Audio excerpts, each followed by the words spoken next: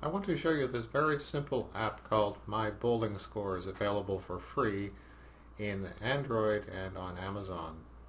So it allows you to enter your bowling scores in sets of 3 or fewer for a particular date, and then when you save them to the database, you'll get a list of your scores, including your average and your running average. There, you can swipe back and forth between these screens, and you can change the date if you decide that you forgot to enter your scores from last week. You can change the date that they will be entered into the database, and that leading 0 there kind of annoys me. On some soft keyboards that happens, some it doesn't. It doesn't make any difference. It will be stripped off. The 0 is not part of the number.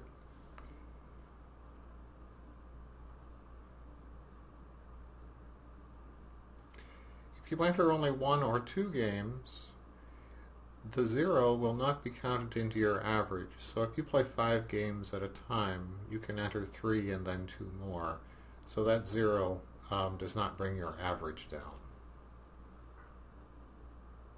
If you want to delete a series of scores, you press on it in this view, and it will ask you if you're sure you want to delete that row of data.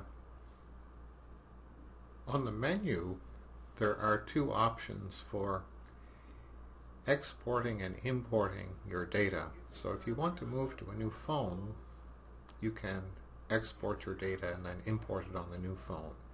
So I had these scores saved in my exported into a backup file, and I imported them from the menu. One of the nice options about this app is that you can share your data using your already installed social media communication. So if you want to tweet your bowling scores, it's all set up for you, assuming that you have Twitter installed on your device. If you're someone who does this sort of thing, then you can select whether you want to share your most recent scores or all of them. So if you want to email to yourself all of the scores that are in your database, that's available to you with one touch. One of the things that I've been doing lately is sharing things through the Google Plus application, and that's working kind of nice. You can share your things with your communities or your circles. If you're a Google Plus user, you know all of these terms, and you already have all of these things installed on your device. This free app is available for small phones like this Motorola Atrix that I'm playing with, and it also, well, here's a demonstration of one that I like a little bit better.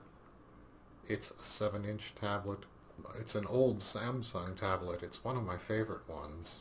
It doesn't fit in my pocket. That's kind of the problem. I like using it better. The buttons are bigger and everything. The same free app will run on that one if you have a 7-inch tablet or a Kindle Fire, including the original Kindle Fire, the second generation, and all of the HD ones.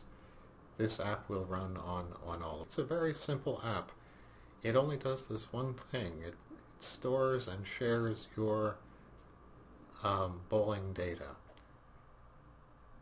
Some people like to work on even larger devices, and it runs on equally well on a large tablet. This is an Asus EEE tablet that I use sometimes, and there's a lot of unused space on a screen when you get to the 10-inch one, but it's the same app. It runs the same on all of these different devices. The best use of the screen is kind of questionable when you get to the really large ones. Okay, I hope you like MyBowlingScores, and have a look at Our Bowling Scores, an app that's similar to MyBowlingScores, but it allows you to keep track of multiple players' scores and to share them in interesting ways. And that'll be available soon, if it's not already, on the Android Play and in Amazon.